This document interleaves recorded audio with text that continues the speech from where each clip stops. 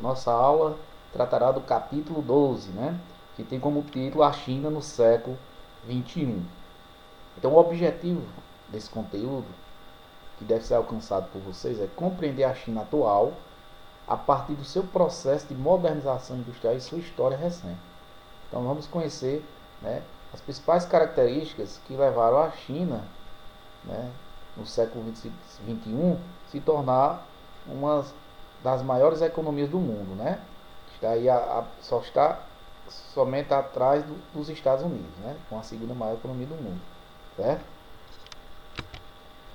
Por que dragão asiático, né? Nas tradições chinesas, né, o animal, o dragão, significa sabedoria, conhecimento. Então, segundo a lenda chinesa, o dragão participou da criação do mundo. Os antigos imperadores intitulavam-se filhos do dragão e até hoje muitos chineses se consideram descendentes desse animal. A China é o berço das mais antigas civilizações e o país que mais cresce no mundo, certo? Localização. Vocês observando aí essa imagem, né, do mapa, né, dos continentes, né, essa corzinha pintadinha de marrom é o território da China, certo? Então ele está no leste asiático e banhado pelo Oceano Pacífico. Já vocês observando o mapa abaixo, né, ele mostra aí as fronteiras do território chinês, certo? Então a fronteira, os países que fazem limite, né, com a China: Coreia do Norte, Mongólia, Cazaquistão, Quirguistão, Tadiquistão, Afeganistão, Paquistão, Índia, Nepal, Butão, Mianmar, Laos e Vietnã, certo? Informações gerais. Eu trouxe isso aqui para vocês só para ter uma noção como é que está caracterizado, né, os dados da China. Só que vocês sabem, né, com o tempo esses dados são atualizados, né, e esses dados eles não são permanentes, certo? Em algum desses aí.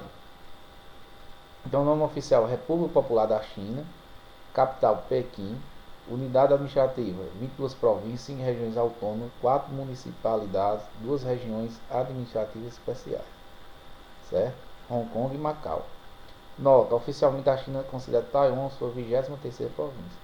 Então, nós sabemos, nós já estudamos e vamos estudar ainda, né, que Hong Kong, Taiwan e outros países que formam tigres asiáticos, né, eles são considerados países, né, para a ONU, para os outros demais países que formam o grupo terrestre.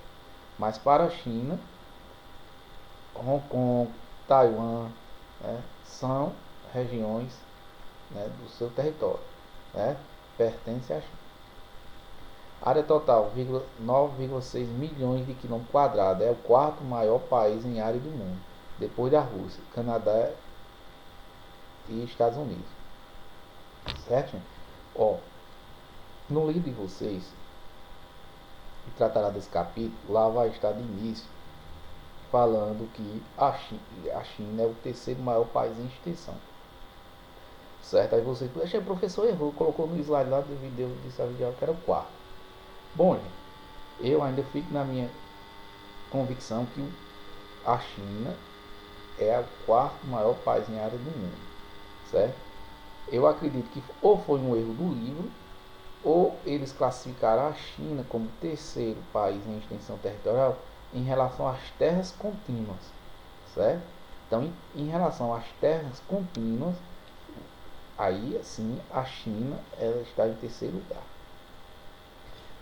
Em relação à área total do território, certo, que pertence ao Estado chinês, ele vai estar em quarto, porque os Estados Unidos têm em torno de 9,8 milhões de quilômetros quadrados.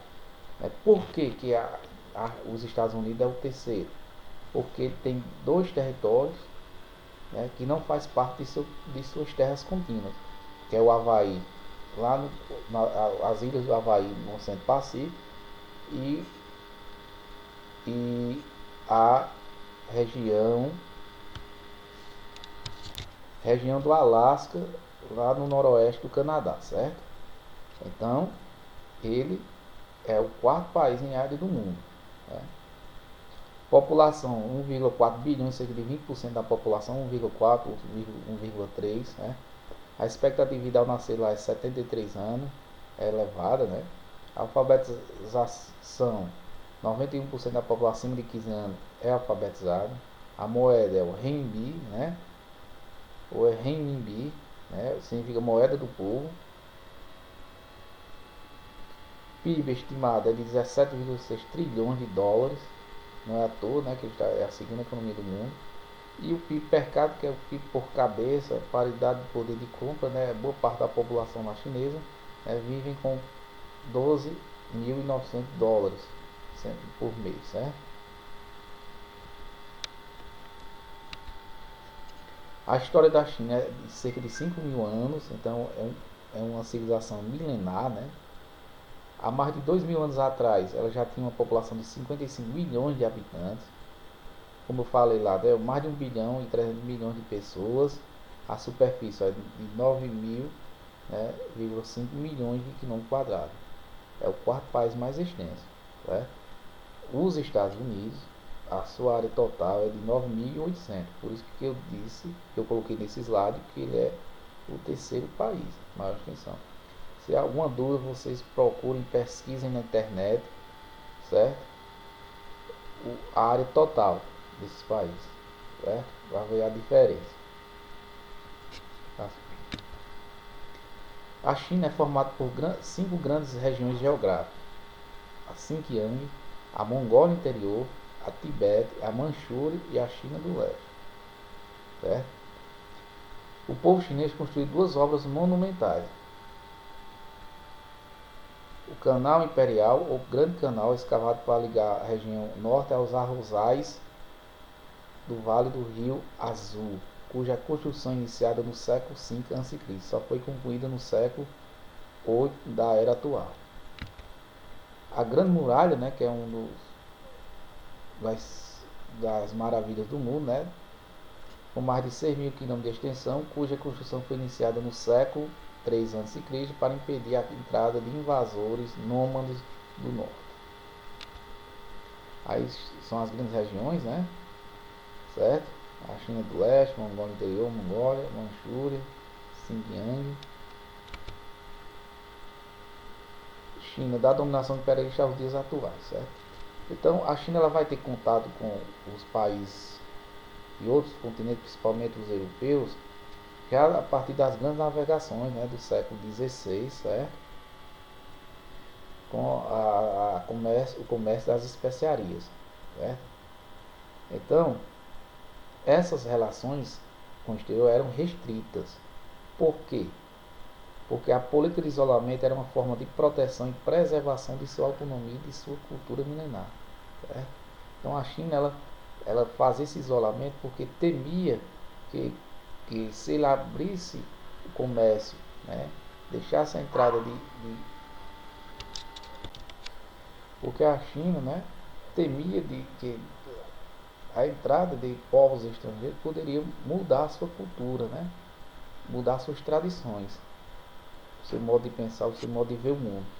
Então por isso que eles faziam esse isolamento e eram poucas regiões que tinham comércio entre países estrangeiros. Esse comportamento contrariava as expectativas de países europeus interessados em vender seus produtos naquele mercado, né? Então foi o período do imperialismo na Ásia e na África. Em 1889, o imperador resolveu pôr fim ao comércio ilegal de ópio. O ópio é uma substância analgésica retirada de uma fruta, certo? À medida que desencadeou uma guerra entre os dois países, vencido pelos ingleses, certo? Essa derrota obrigou a promover a abertura do seu mercado ao exterior e a ceder aos ingleses a cidade de Hong Kong por tempo indeterminado. Outros países também participaram da fragmentação do território chinês. A Rússia dominou a Mongólia, o Japão anexou a Manchúria e a atual Taiwan.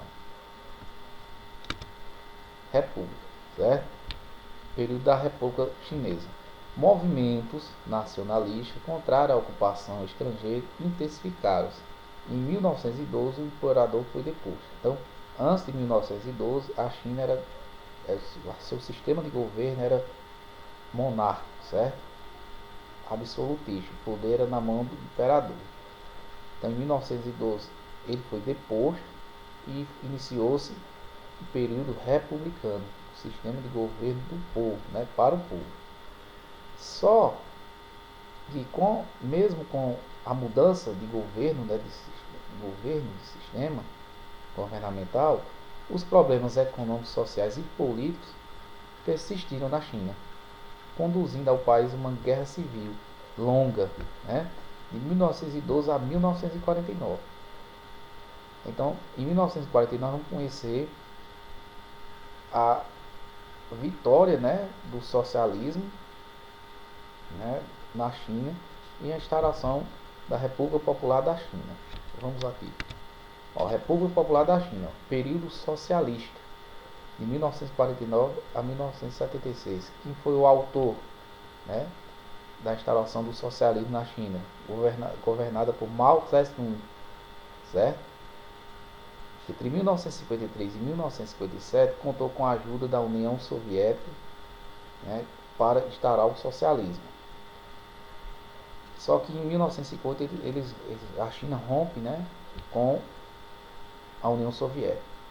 Então o que é que vai acontecer? De 1953 a 1958, a China vai absorver as orientações econômicas da União Soviética, a estatização dos meios de produção, da ênfase na indústria de base, siderúrgica, metalúrgica.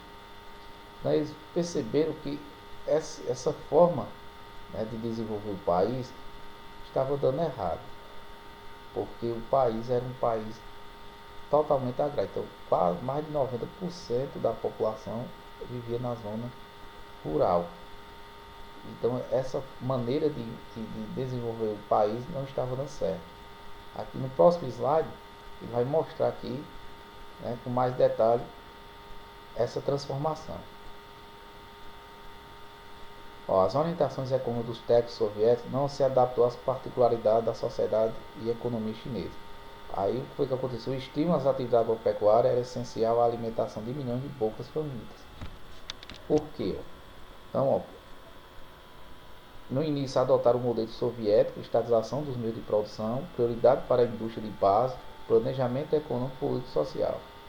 Os chineses perceberam que a realidade econômica, social e cultural chinesa era bastante diferente da Rússia.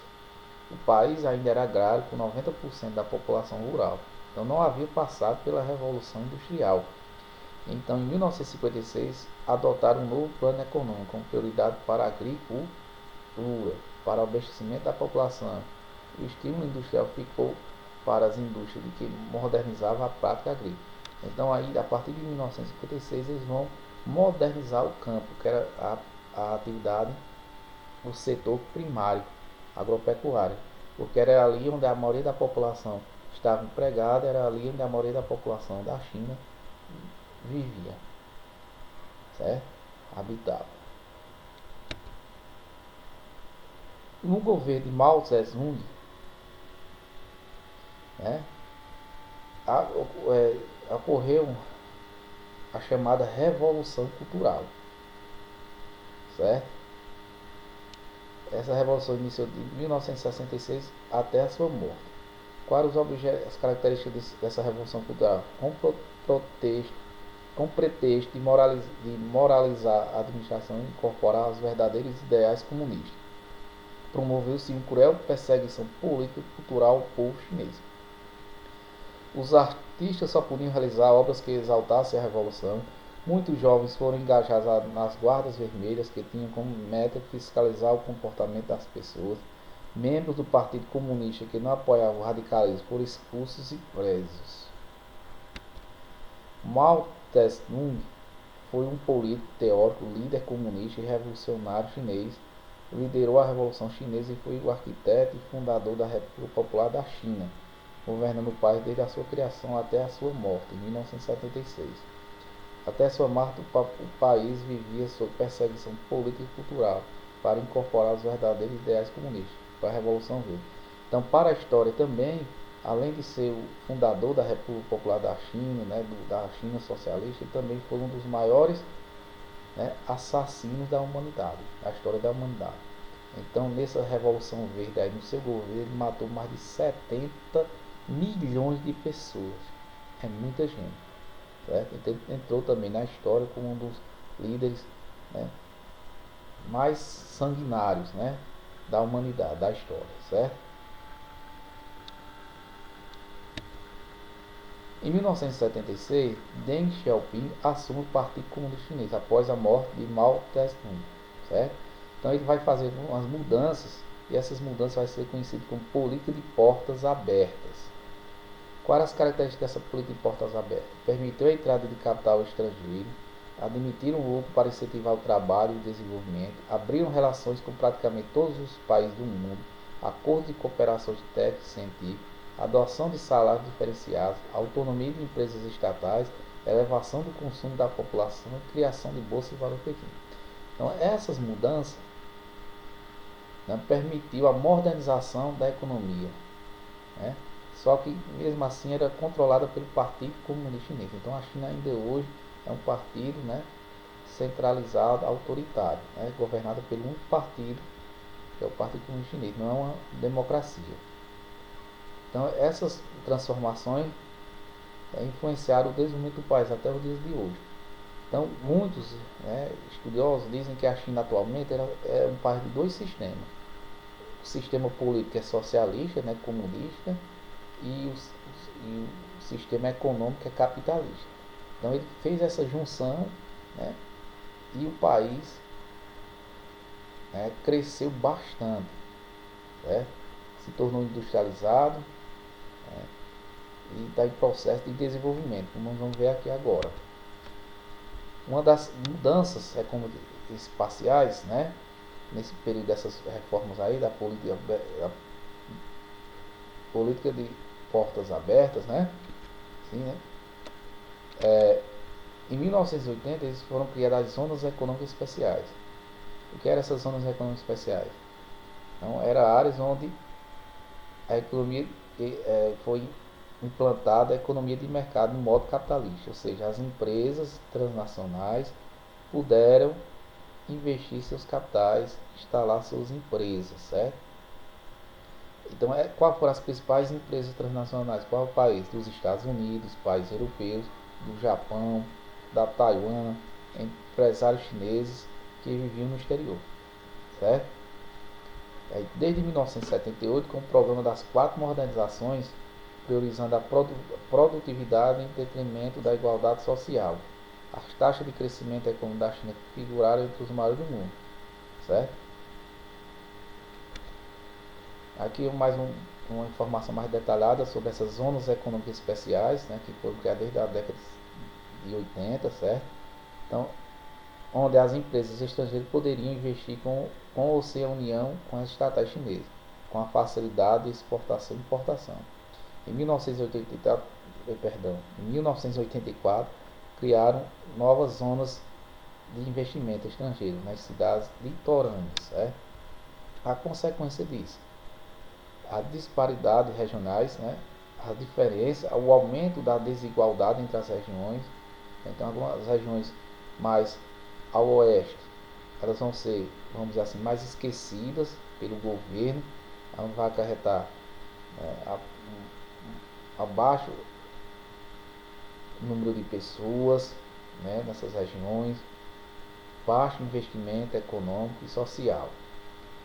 Já nas áreas litorâneas, dessas regiões aqui vocês estão observando o mapa aí de cor laranja, certo? E amarelo, vai ter intensificação dos problemas urbanos, como aumento do desemprego, do trabalho informal, surgimento de subúrbios, certo? De favelas, né? Problemas no caso de trânsito, poluição, certo? A desruralização, que aí as regiões que não foram afetadas, né, pela entrada de capital estrangeiro, a população começou a sair do campo para as grandes cidades, para as cidades litorâneas. Isso está acontecendo a desruralização. Mesmo ainda hoje, a população, boa parte, 60% da população ainda vive no campo. Mas ela, eu acredito que com o passar do tempo, né, a China vai se tornar um país totalmente urbanizado. Espaço econômico. Então, ó, tanto a atividade agrícola como a pecuária encontraram condições naturais bastante favoráveis nas planícies fluviais situadas no leste, próximo aos grandes rios, né? Os chineses conseguiram produzir safras anuais de mais de 500 milhões de toneladas. Atualmente, a propriedade rural continua a pertencer ao Estado, mas passou a ser gerenciada pelos próprios agricultores, mediante um contrato de uso de terra por 30 anos, que pode ser renovado ou não. Na pecuária, a criação de suínos é a mais importante e a China tem o maior rebanho. Destaca-se a criação de equinos, ovinos, bovinos e aves. A China é o maior produtor mundial de cereais, né, o maior produtor de arroz. Então, apesar da grande produção agrícola, o país ainda importa alguns produtos. Claro, né, pela razão de ter a maior população do mundo, é necessário bastante produtos, né, para que a população possa consumir. Então, um dos produtos que é bem importado, né, para a China é a soja do Brasil, certo? Aí é o cultivo de arroz na técnica, né, de terraceamento, né, que é áreas que planta o arroz em áreas de declividade maior, né, que protege a erosão, aí diminui a erosão do solo. A extensão territorial do país, a diversidade de solos e clima e a antiguidade da atividade agrícola faz com que, né, contribui para a formação de uma grande variedade de culturas, entre as quais se destaca o arroz, como eu falei que é o maior produtor, né, e o trigo, cujo cultivo se concentra no norte. Esse dado aí é um dado, né, dos maiores produtores mundiais, né, você vê que a China aí, desde 2002 estava em primeiro na questão de cereais, certo?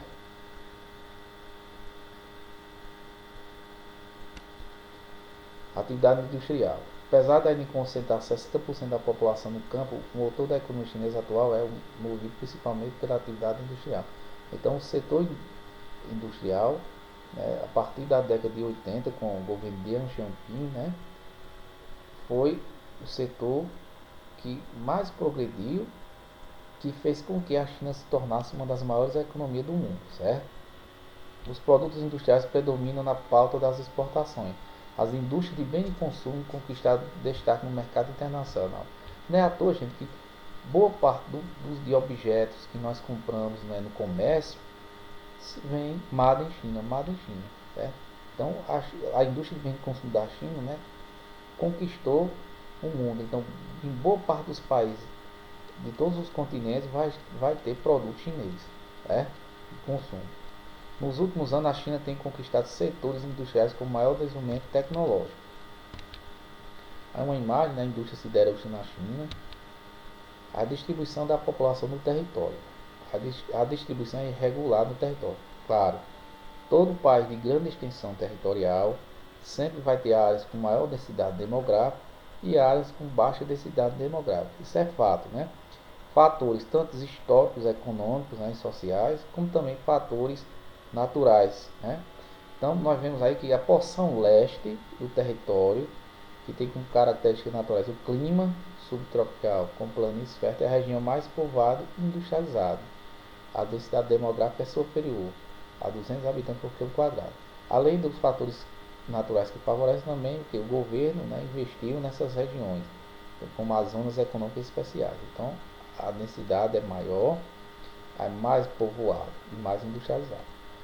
A porção oeste e a porção norte, devido à falta de investimento do interesse do governo em investir nessas regiões, e principalmente o fator natural, como cadeias montanhosas e deserto, clima seco e árido, né, contribui para a baixa densidade demográfica, né, com 1 a 10 habitantes por quilômetro quadrado.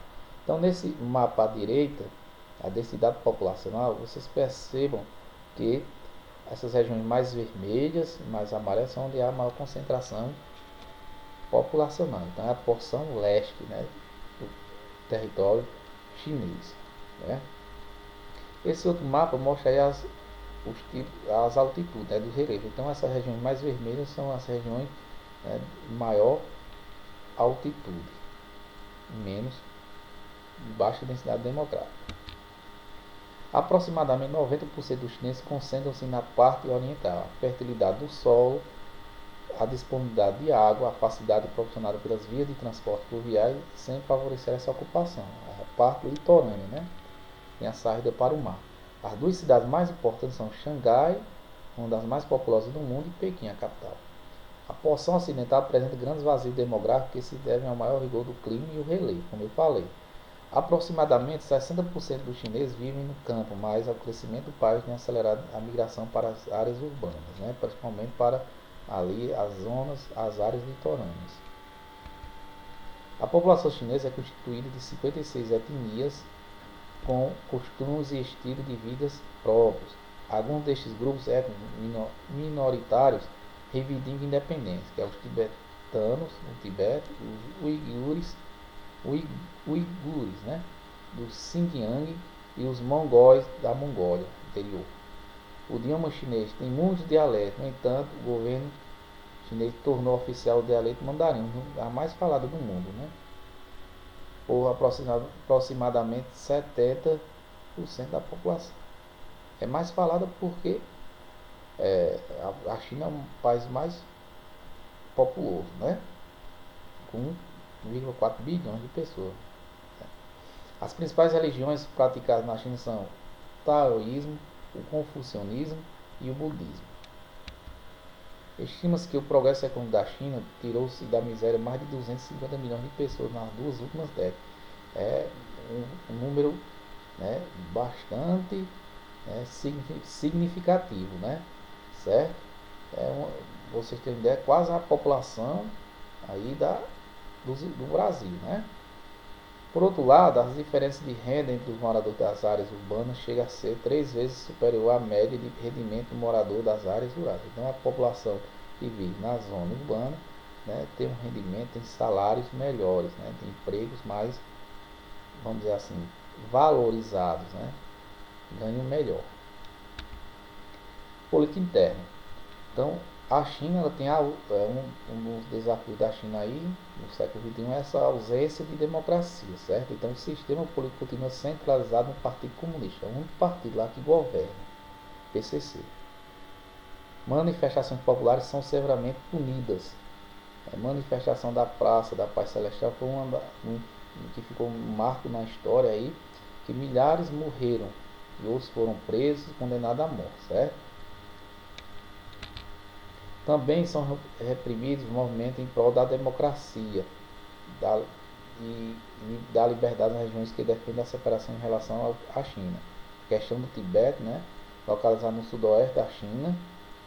O Tibete é uma região de tradição budista, no alto das montanhas do Himalaia. Parte do seu território se mantém-se como autônomo em relação a Pequim. Então, um dos desafios da China também é amenizar esses problemas, né, de conflitos étnicos e religiosos dentro do seu território. Aí um protesto em Londres, na Inglaterra, contra a repressão política, né, na China e pela independência de Tibete. Por que isso, pessoal? Porque hoje, né, devido à Declaração Universal dos Direitos Humanos, todo mundo tem o direito, né, de participar na política. 99% dos países do mundo são países democráticos, certo? Então é necessário, né, que a China ela tente buscar soluções para resolver principalmente a questão política lá. China, potência do século XXI, uma pergunta, né? Está caminhando para isso, né, gente? Então, devido ao seu crescimento econômico, a melhoria na questão do desenvolvimento econômico, né, levou também a melhoria no IDH do país, né, no bem-estar social da população. Claro que precisa melhorar bastante, né, mas ela é uma das economias mais fortes, né, a segunda maior do mundo, como já falei várias vezes aí, acho que vocês já estão cansados de dizer isso, né, certo? Então ela está se tornando uma potência, né, no século XXI. Eu acredito que sim. Certo? Então ela vai ser um país que vai aí disputar a hegemonia do mundo com os Estados Unidos. Né? Comércio exterior. A China nos últimos 30 anos cresceu mais do que qualquer outro país, devido aos baixos salários e à subvalorização da moeda chinesa em relação ao dólar. Atrai capitais de todas as partes do mundo e garante à China a elevada competitividade no mercado mundial. Então esse é um gráfico de 2007, né, um pouco antigo, né, com mais de 10 anos, aí mostrando a evolução do PIB da China. O potencial do consumo em um país com mais de 1 bilhão de habitantes é outra importante razão dos seus elevados investimentos externos, que alavancaram surpreendente o crescimento econômico chinês. Outra questão também é o reconhecimento da China, né, pela Organização Mundial do Comércio, ele faz parte, né, certo? Uma consequência desse crescimento econômico, né, elevado, a questão da é o primeiro país, né, em questão assim que polui, certo? Vamos dizer assim, é o país mais poluidor, está em primeiro lugar. Né? Em segundo vem os Estados Unidos, né? Devido a essa intensa queima de combustíveis fósseis, certo? Então a China é muito dependente, né, do petróleo, né?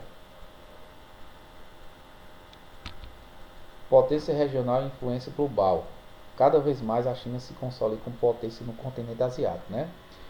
Até antes, né, alguns anos atrás, quem era a potência do continente era o Japão, certo? Mas depois que a China se tornou a segunda maior economia lá, é o país mais influente no continente asiático. Então ele exerce liderança nos países chamados Tigres Asiáticos. A China fornece armas para a Coreia do Norte, tem forte influência na Oceania, na Nova Zelândia, na Austrália, né? Nos últimos anos a China se aproximou de diversos países africanos em prol de matéria-prima, investindo nesses países, né, com infraestrutura. É um membro permanente do Conselho de Segurança da ONU, né, isso é importante, né, é um destaque internacional isso aí, né. Está implantando uma intensa rede de infraestrutura entre a Ásia e a Europa, né, chamada de Nova Rota da Seda, para aumentar o fluxo, né, de mercadorias saindo do país, né, para abastecer a Europa. No setor aeroespacial, a China conta com o programa Beidou, que tem atualmente 14 satélites em operação e possui a maior radiotelescópio do mundo. Busca solucionar os problemas ambientais e ampliar a capacidade de energia considerada limpa, né? Certo? Então, gente, é basicamente isso a nossa aula. Um abraço e até a próxima.